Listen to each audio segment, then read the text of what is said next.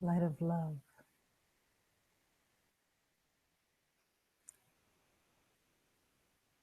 Perfect creation of God.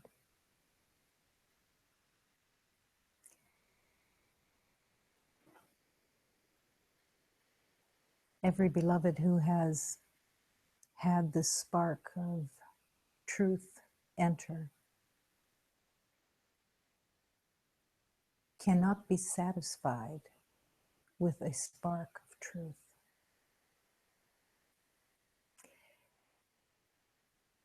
It is essential in the spiritual journey to not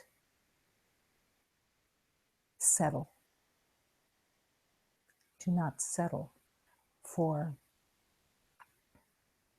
a little awareness, to not settle for a little peace, a little harmony, a little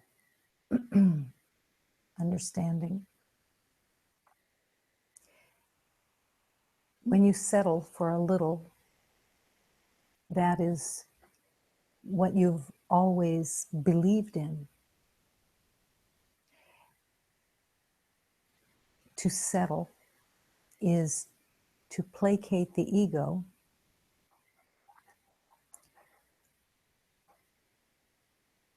in a sense, to be saying, it's okay, I won't go too far with this. I won't dive. I'll stay loyal to the illusion and just settle for a little peace, a little awareness. And this is why there is such a disturbance, such a unrest, unease, discomfort. Because somewhere the mind has made a compromise. I think there's a saying in the world that says a deal with the devil, which isn't what we're talking about, but it in many ways is as painful as that. And when you make that kind of a deal, that kind of a compromise, you don't even realize that this painful place is being chosen. And you choose it every day with the knowing, with the judgment, with the opinions, with the fear of the future, of how it unfolds.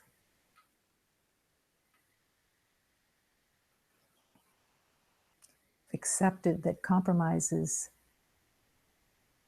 a natural thing. And it is natural to the ego. The ego applauds loudly. But don't settle. Don't settle for a little peace, a little light, a little awareness of your exquisite self. Don't settle. The yes has to be the constant. And when the yes isn't in your heart,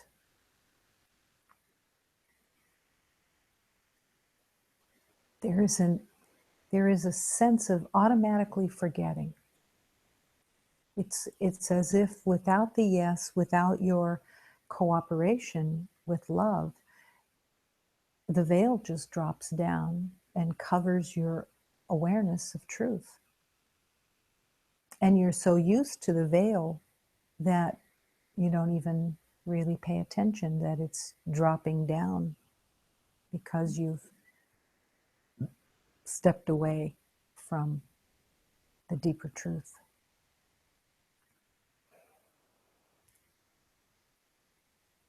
But The saving grace is that the divine is very well aware that of the games that are played within separation, and continues to whisper, continues to call to you, continues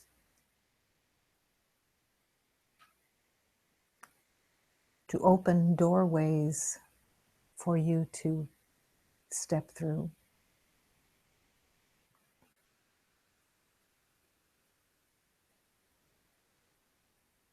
To keep your love sequestered is an unhappy place.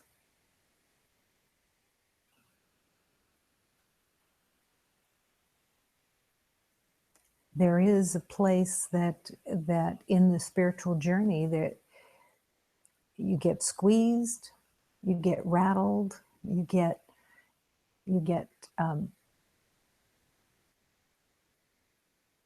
squeezed into a calling to come deeper, come deeper, come deeper. But you can distract at any time. And distraction is one of the ego's favorite elements because it's so handy and it's so unnoticed.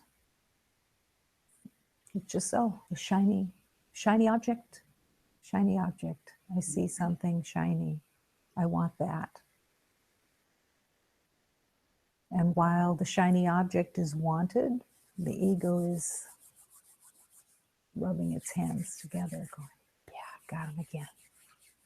Works every time. But it doesn't have to. It doesn't have to, because at some point, everyone really begins to recognize the shiny objects and begins to recognize the distractions and the knowing and the nerves, the tension that comes from the alignment with the ego. If you notice tension, it is immediately an aha.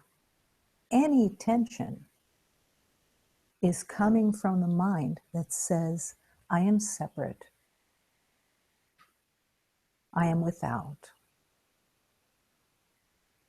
How can tension be healed? Easily? Imagine that you're walking around a pool, a built-in pool. And you're walking around that pool and you can feel the tension because you can't swim. So you're walking around the edge of the pool and you're tense because you know that the truth is in that pool. And you have to take that first jump or dive to find out that you actually can swim. That all of that was lies, the lies of the ego that convince that you're not capable, that you don't know the way, and that you need to protect and defend. And the tension is valid. But you take that first dive and you find out that you thought you had to know how to swim in that water. You don't have to know how to swim in that water. That water is filled with love that is holding you. You're not going to drown. You're going to float and move with the movement of God. But first you have to take that dive in.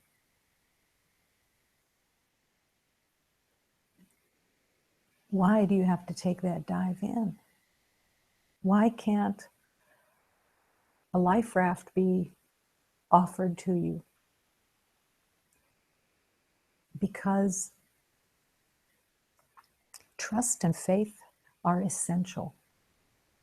And when God calls you to dive in, it's to develop and to open your heart to faith, that you listen to the calling of God, that you listen to the divine beings that are serving you in love.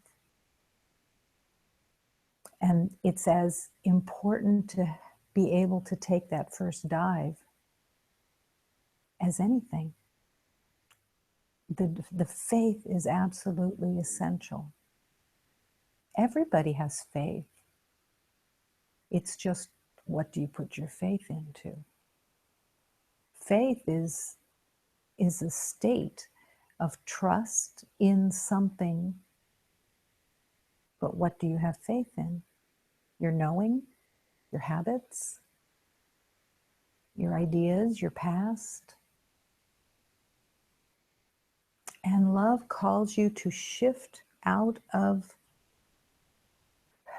those false loyalties and faith, and bring your faith into the love of God.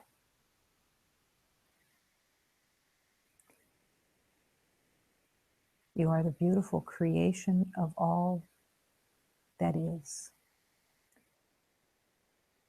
And the abundance of love and the fulfillment of life is waiting for you to dive, to take that dive, and to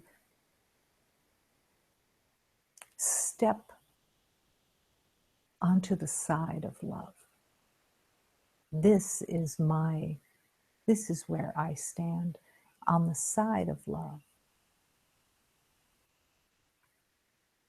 You make the choice, and you make it in the everyday.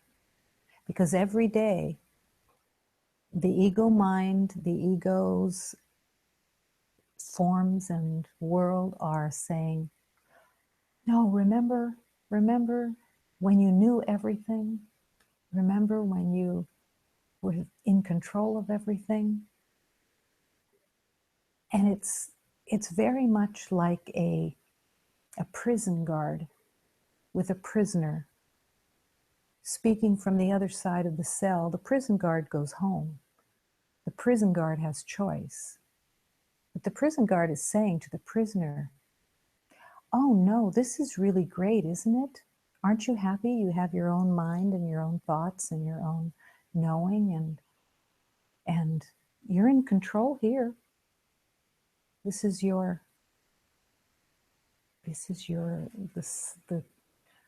world that you made, and you have control of it.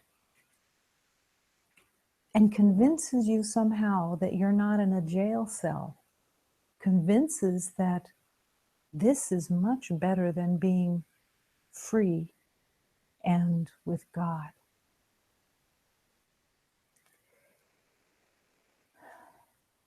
But the truth is within you, and the truth of your heart says, this can't be it. I've been here too long, and I know that there is tension here, pain here, fear here, and I don't want it anymore. I will follow the way of love. I will follow the way of truth. I will follow into the light. I will dive in. And all the bars will disappear. The prison bars will disappear. And the guard will disappear. Because it was never really true. But this is how devious the mind can be in the game that it plays. And your yes breaks the spell, breaks the trance, and opens all the doors. Light of God. That is what you are. Beauty, perfection, light. So in this moment,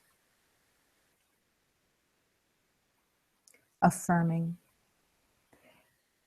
that the life force of God is the truth of all love.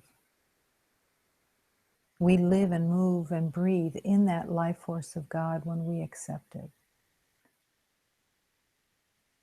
There is only one presence here.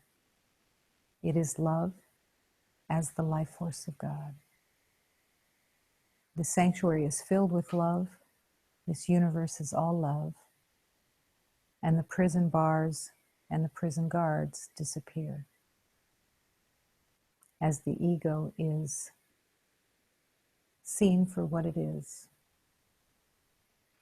the fear and the pain of separation. Open the doors and walk through, and then dive right in.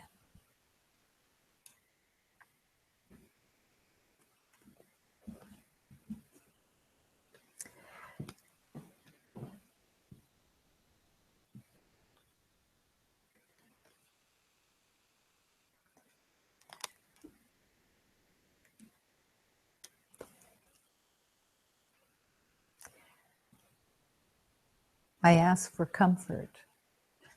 I ask for comfort from the kings, from the heavens, the forest, and the sea.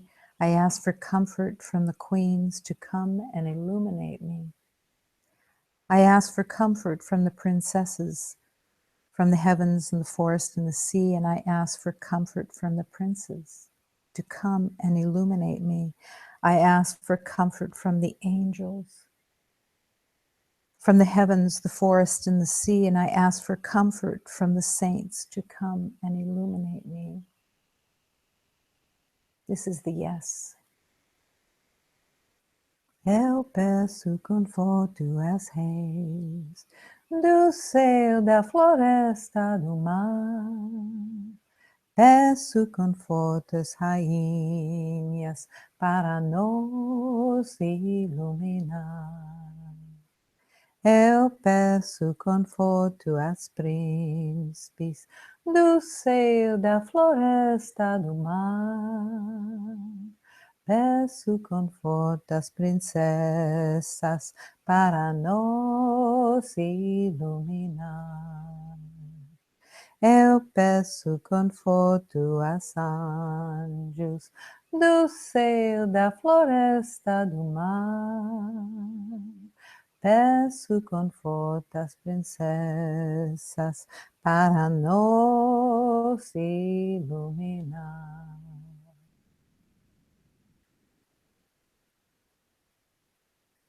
I ask for this love to come and illuminate, illuminate, illuminate, illuminate into truth, into love, into light for everyone who says yes. But remembering always that unless there is a yes, love can't enter. It cannot enter against your will. And if your will is saying, I know, and my way is the way and the right way, and it can't enter. And then you have this sense of aloneness, separation, and not realizing that your yes is just so close and yet not being embraced. Embrace it moment to moment, moment to moment. Yes. If you have to say yes every moment, you say yes every moment until you're sure that it is a part of you, that it's all that you want. And you continue to use the yes every day. There is an ego arrogance that says, I'm going to say yes, and it says yes. And then as soon as there is a yes and kind of an opening, the arrogance of the ego says, I got this all figured out now. You can step back. I'm good. I'm in charge. And the yes goes away again. And this is what makes the journey go up and down and up and down. It doesn't have to. But the arrogance of the ego says, yeah, I can figure this out. But it never works. It always comes back to the sense of aloneness.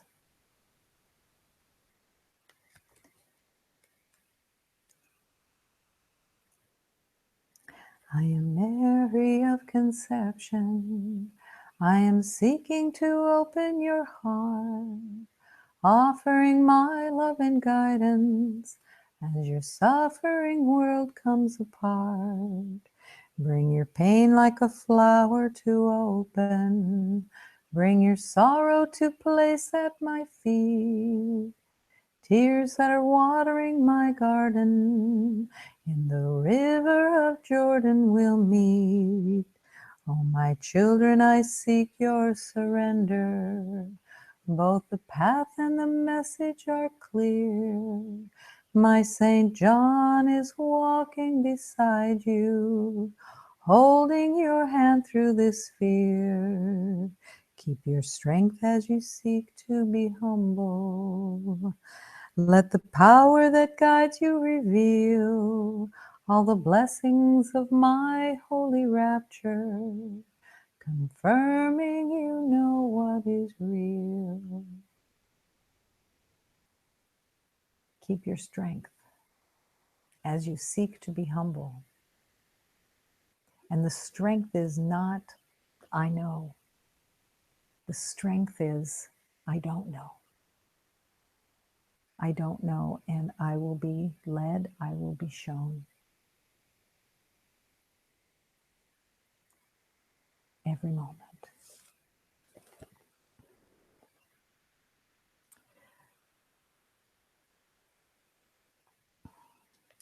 In the teachings of this day,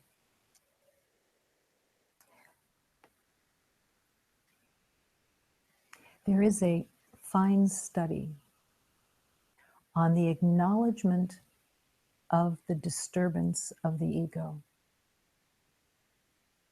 It's a fine study to recognize that it is actually helpful to be able to acknowledge, I'm fearful.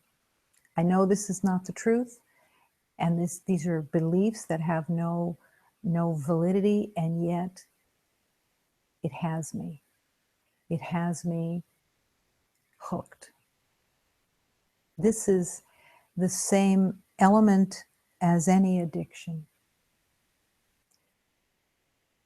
Any addiction says, I must recognize the addiction and bring it to the light, to surrender it, acknowledge its hook, and acknowledge that I no longer want this. Those are essential elements of healing. It doesn't help to come to another beloved and say, did you know that there is something really to be afraid of? Did you know that I'm afraid of this and it's valid? Or I'm upset about something and I'm going to tell you how it's real? There's no help there. There is only that fine study of being able to say, I'm caught. I'm caught in a lie that I've carried. I'm caught in an illusion that I have believed in, and I want it to be healed. That truth allows it to come to the light and allows it to be freed. But there is no help and there is no healing in pretending that the illusion is valid. That's the game. This prayer speaks to that lie. How long will this pain go on, Lord? This grief I can hardly bear in this illusion. How long will anguish grip me and agony wring my mind? Light up my eyes with your presence. Let me feel your love within me. Keep me from losing myself in ignorance and despair. Teach me to be patient. Dear Lord, teach me to be endlessly patient in the truth of love. Let me trust that your love enfolds me. When my heart feels desolate and dry, I will sing to the Lord at all times, even from the depths of pain. This is the place of honesty. It acknowledges this pain. How long will this pain go on? The acknowledgement of the pain says, there's a stranger here that is taking my attention. There's a stranger, something that is not of anything true, and I've given myself to it. And now I'm recognizing I don't want to be the slave of this lie anymore. I want to be free. How long will this pain go on, Lord? This grief that I can hardly bear. Everyone carries that grief. But what happens in the illusion of the ego is that the form, the identity, pushes it just far enough away that you believe that you're ahead of it, that it's not catching you, it's kind of back there someplace, but you're moving ahead with all of the elements of the ego, thinking that somehow it's being pushed aside, but it really isn't. It's haunting you. It's grabbing at you. And this need not be.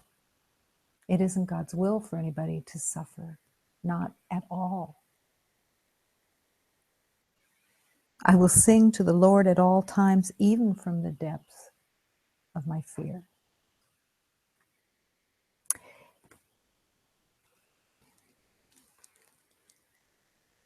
I heard God laughing,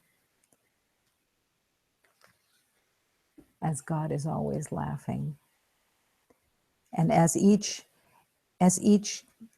teaching is brought to light, the laughter gets louder and louder, and allows that you will hear it, because it's calling to you always.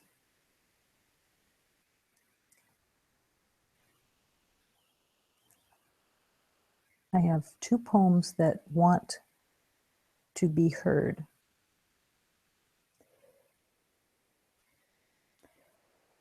Once a young man came to me and said, "Dear Master, I am feeling strong and brave today, and I would like to know the truth about all of my attachments." And I replied, "Attachments? Attachments? Sweetheart, do you really want to speak to you about all your attachments? When I can see so clearly that you have built with so much care such a great brothel to house all of your pleasures. You have even surrounded the whole damn place with armed guards and vicious dogs to protect your desires, so that you can sneak away from time to time and try to squeeze light into your parched being from a source as fruitful as a dried date pit that even a bird is wise enough to spit out. Your attachments, my dear, let's not speak of those. For I understand the sufferings of your heart. I'm aware of the torments and the agonies that every mind on the way to annihilation in the sun must endure. So at night in my prayers, I often stop and ask 1,000 angels to join in and applaud anything in this world that can bring your heart comfort. Attachments.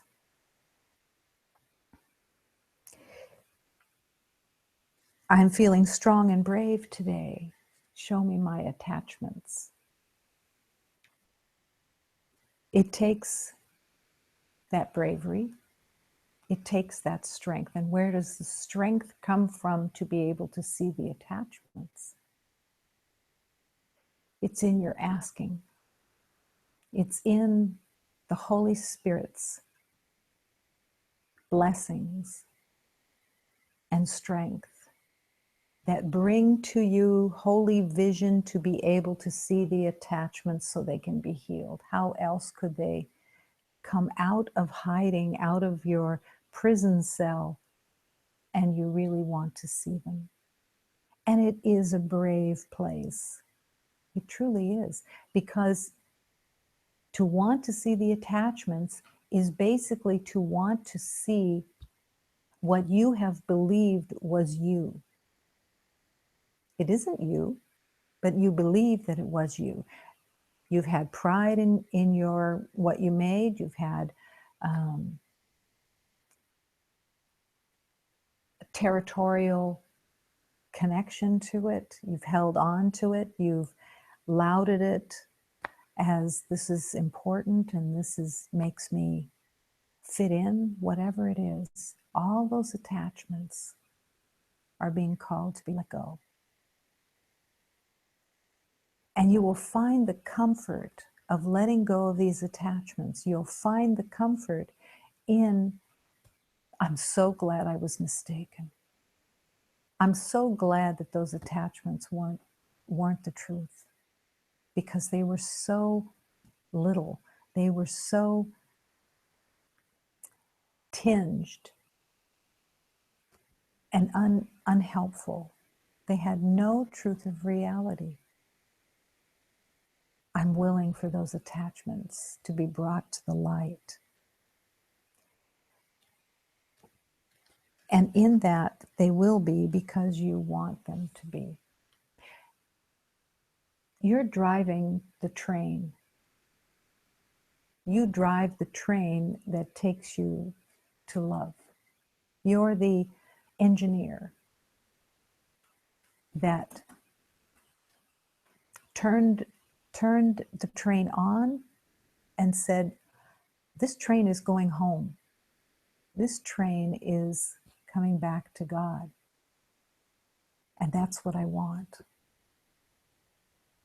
You are the engineer that is determined to come back home and never be lost again. So in this moment, silence, another element of bringing truth into your awareness through silence. A day of silence can be a pilgrimage in itself. A day of silence can help you listen to the soul's play its marvelous lute and drums. Is not most talking a crazed defense of a crumbling fort? A crazed defense of a crumbling fort. That's what all the words are about. I thought we came here to surrender in silence, to yield in light and happiness, and to dance within in celebration of love's victory. Silence. O wondrous creatures, by what strange miracle can silence bring me back to God? Spare the world your good ideas. Spare the world your ideas of good until you know that all is perfect. My teacher once said this: spare the world your ideas of what is right until you know that all is holy.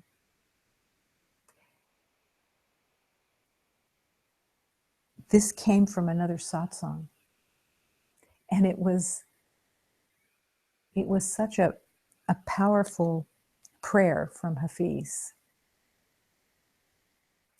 because in the world, if you said to someone, spare me your good ideas, it would be an insult. It would be a faux pas at the very least. But this is love speaking. Spare me your ideas until you know that all is perfect. Because whatever it is that you believe, anyone believes, it's going to be the ego's ideas, unless it comes from the guidance of love. Open to the guidance of love, and you will discover the truth. And what about this silence? What does silence bring to you? It allows you to see your thoughts and what's running. It allows you to be with beloveds and in love without needing to fill the space. This is one of the most painful places that the ego uses, is the fear and the discomfort of not having the space filled with words, to be able to just be in that communion together as one without filling the space.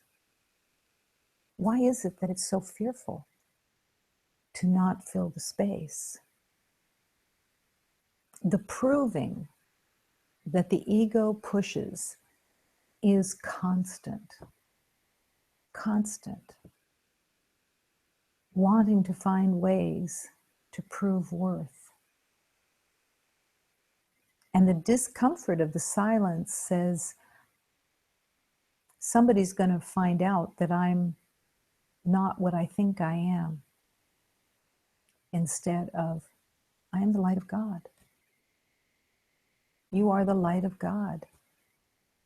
You don't have to fill the space at all. Imagine that Jesus walks in and begins talking immediately, but talking about stuff, just stuff.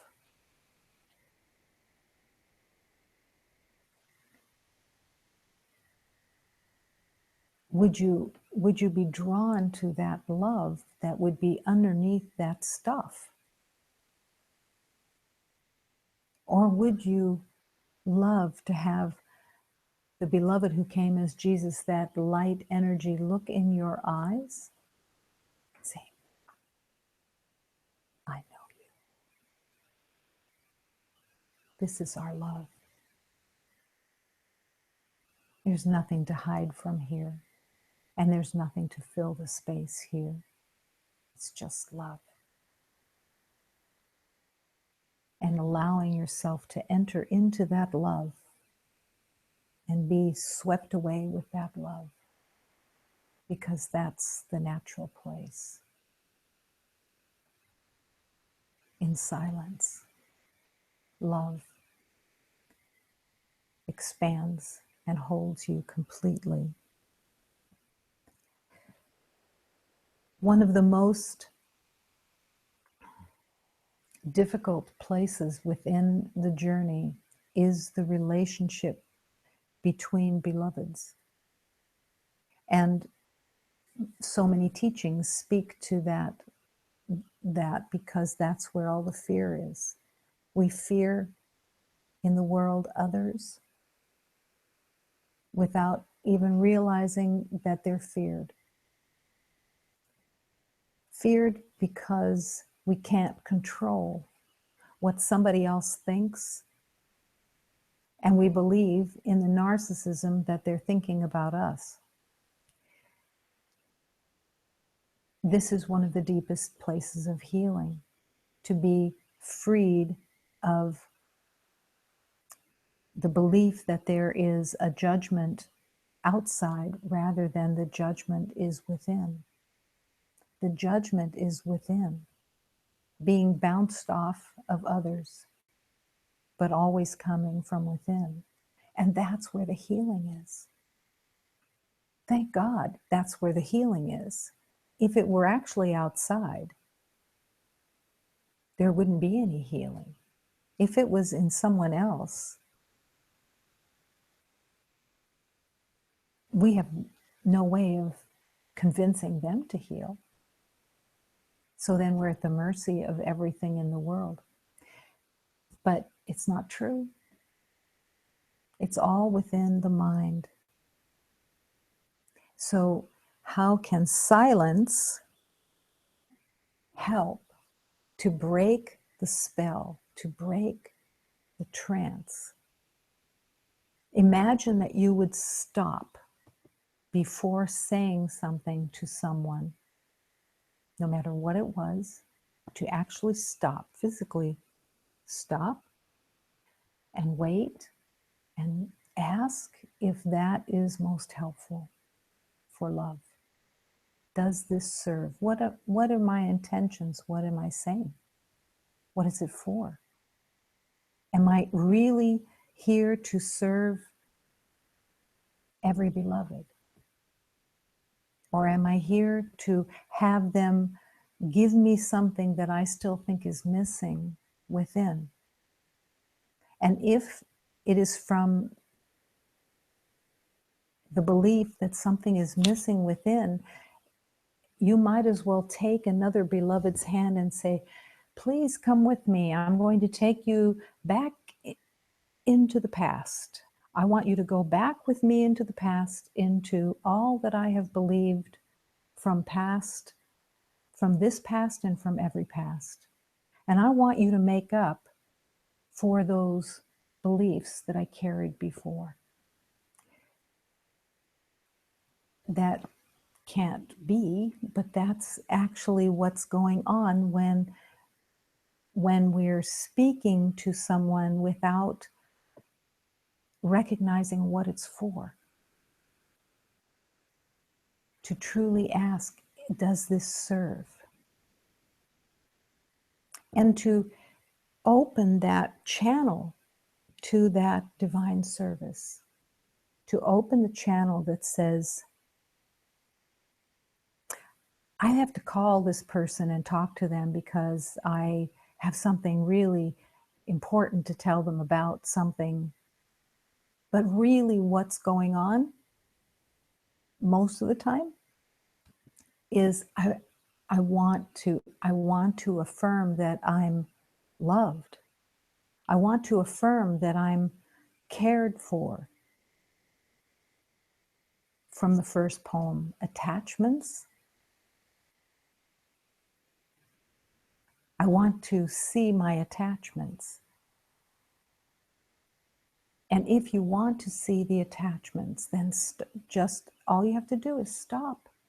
Stop and ask, what is this for? Why am I calling this beloved on the phone? Or why am I sitting with them and talking? What is it for? Am I serving them? Am I offering love? Or am I trying to get rid of the tension that I feel within that is an old disturbance that I'm uncomfortable with, and I want it just to go away, so I do what I've always done. This is the This is where the deep healing of love becomes the center of the universe. When you want to go into the depth and you don't want to take anyone with you into the past anymore. That you're not going to take their hand and say, come with me, but rather, how can I serve? Maybe the service is in not having to make that phone call. I've spoken many times of being in seclusion and being called to not answer the phone or not to use the phone unless I was clear of what it was for, that I was not trying to get anything from anyone, and that I was not afraid that if I didn't answer the phone, the unconscious fears of the past would say, if I don't answer the phone, I'm going to be forgotten. I'm going to actually be forgotten. I'm going to be here in seclusion and I'm going to be forgotten. I have to prime those relationships. I have to bring something to those relationships so they like me, so that they approve of me, so that I feel connected. But that isn't the connection. The connection comes from the offering of love without conditions. To offer love without trying to get anything. But how would you know that you're trying to get something when it's hidden behind in the past? It's still hidden back there. The honesty. The honesty is so essential to healing. And when you want that healing to be in your life, the Holy Spirit will show you what's really running. What am I believing? What's running this moment? What do I truly, what's my intention really hidden behind my facade? And everyone has carried this. I carried it in spades, or at least it felt like it was in spades. But it also healed because I wasn't willing to live there anymore. I wanted everything to be brought to the light. And that's what love does, brings it to the light, to show you what your beliefs have been. And at first you go, oh gosh, I'm so embarrassed. I'm so disturbed because those beliefs that I'm carrying, I judge others with those beliefs.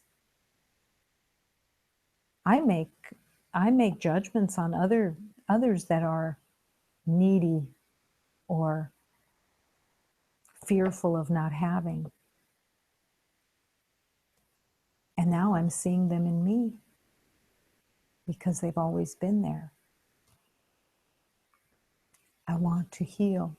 I want all these attachments to be healed. And I don't want to use others anymore for the game of getting. It's not a sin. It's not a condemnation. It's an error that everyone carries. An error that says, I'm separate, I'm without, and I don't know the truth of love. But I want to learn. I want to learn because I am here to learn. The teaching that says, it is not up to me to change any beloved, but to accept them as they are. Even just that teaching can start to align truth within you. I'm not here to change anybody, but to accept them as they are. Because I don't know what their journey needs to look like. I can't know what anybody's journey needs to look like. I have to accept if they're being quiet and I see them being quiet and I ask, what's most helpful? To leave them be in their quiet or to intercede? Am I being called to step into their quiet? Am I asking? Or do I just, hey, I'll just say anything I want to you because you're here for my words? But that's not true. They're here to remember the truth of love.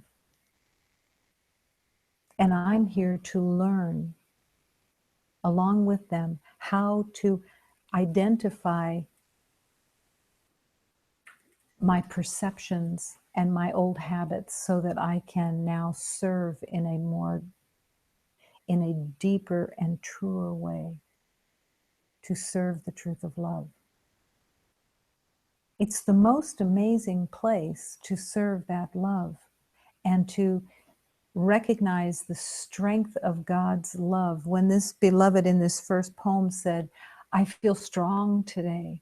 I feel like I want to look at my attachments. That strength comes from God.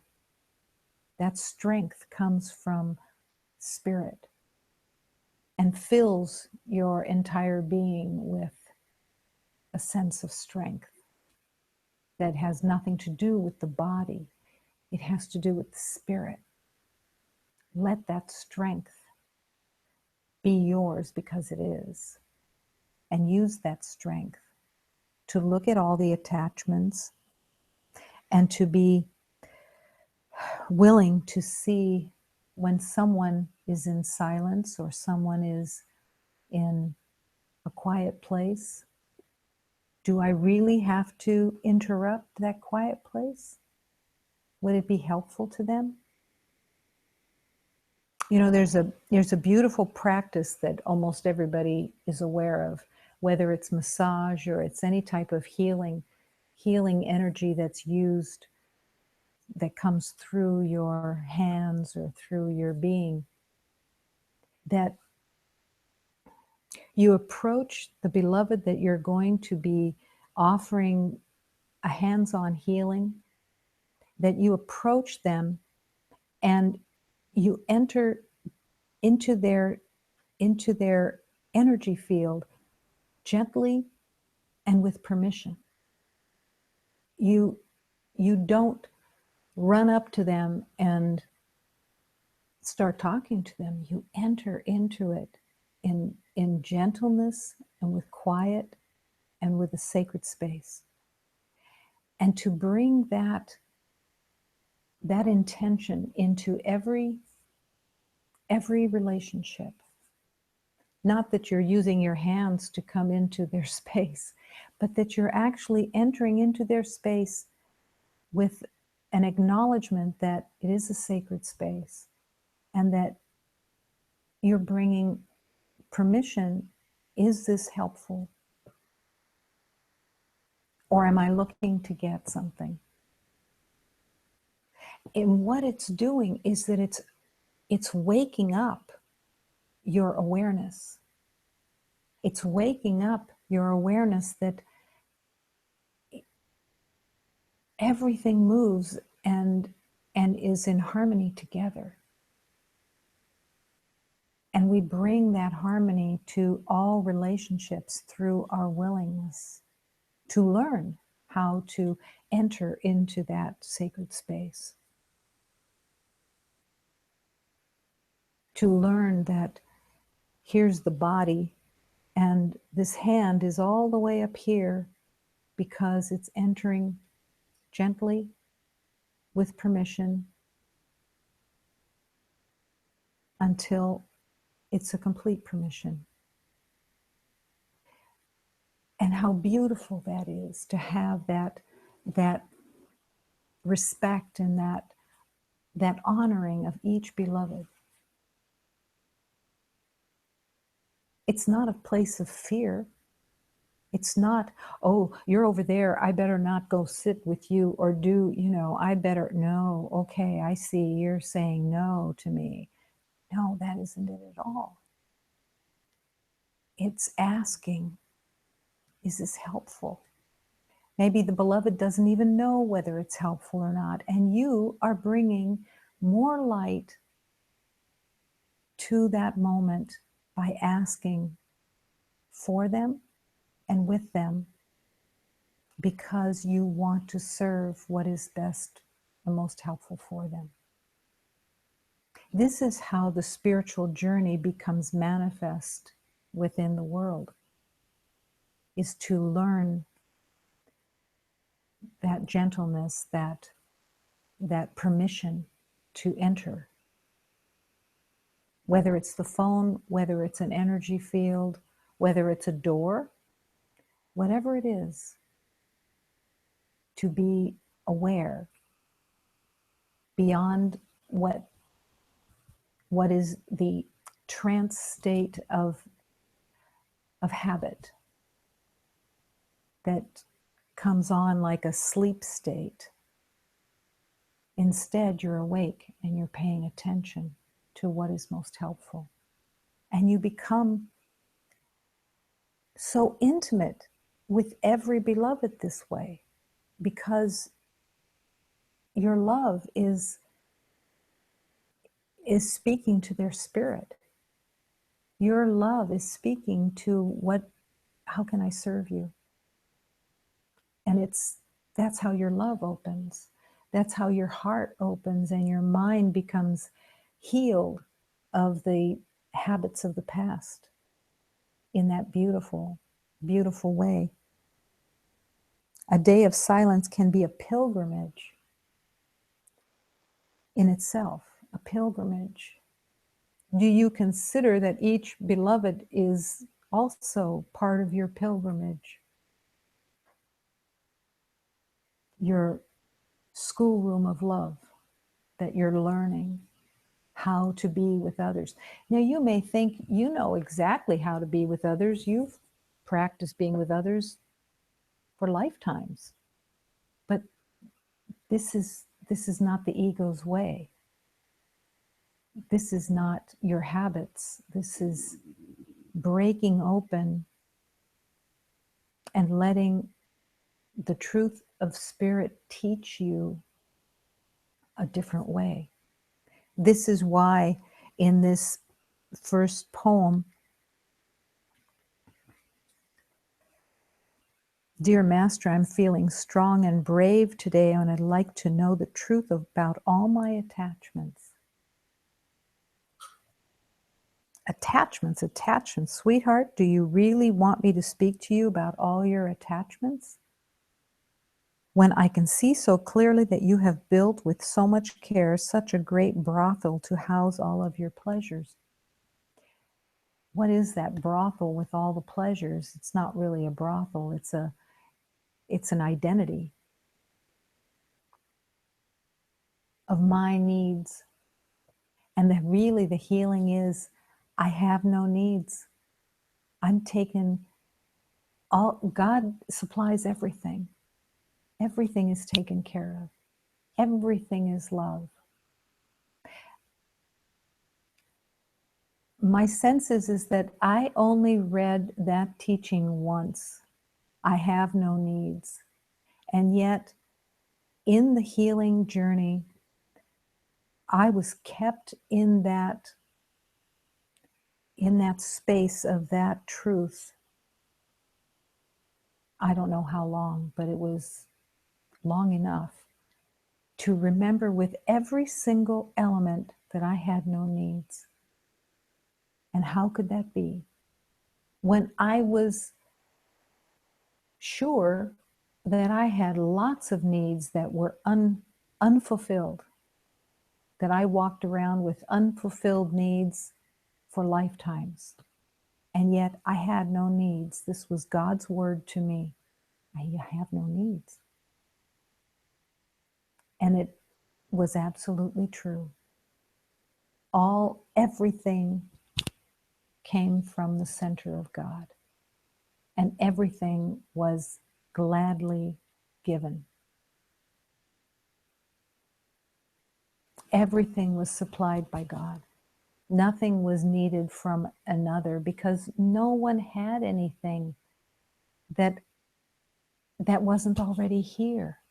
I couldn't get anything from anyone because it wasn't there to get. And the saddest element of that was that in the belief that you're not getting from somebody else, that they're not giving you enough, is the belief that they're betraying you, that you're being betrayed because they're not giving you what you need. This is why relationships, for the most part, end up separating. I didn't get my needs met. I was betrayed. I'm not saying it's everyone, but it's a lot. And it's that realization there's nothing to get. All my needs are here. I have no needs. It's all taken care of. I have everything. It's a fine study of truth that you have everything. You are everything. And as you start to offer that love in harmony, you begin to realize that you do have everything. Everything is yours. You are the light of God, and it will never change. And that allows you to have the generosity of offering love and asking, is this helpful for this beloved? Because I'm only here to serve. Is it helpful for me to sit with this beloved? Is it helpful for me to speak to this beloved? Is it helpful for me to bring my energy in with theirs? Not in fear, in love, completely in love that there's nothing to get, but only to serve.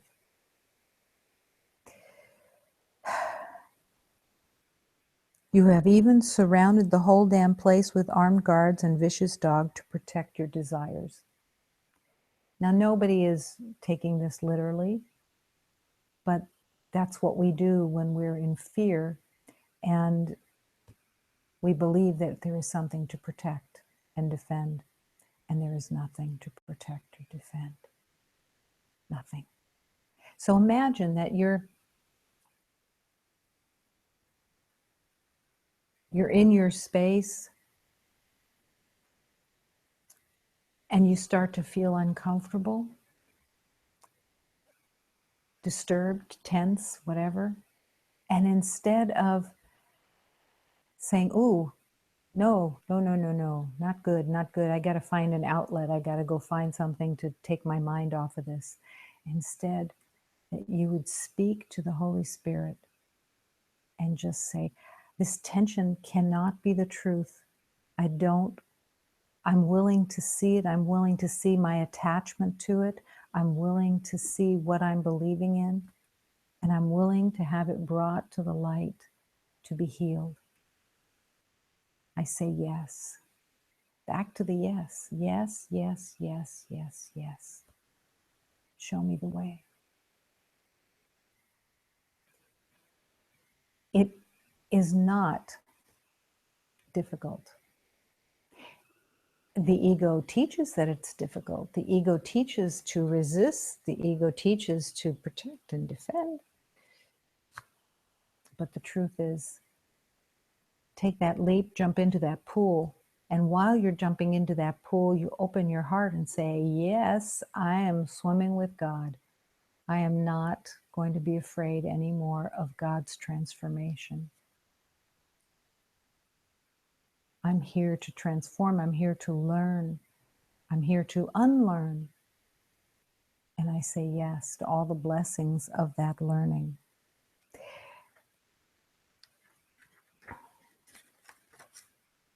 Simply do this. Be still and lay aside all thoughts of what you are and what God is. All concepts that you have learned about the world all images you hold about yourself. Empty your mind of everything it thinks is either true or false, or good or bad, or every thought it judges worthy, and all the ideas of which it is ashamed. Hold on to nothing.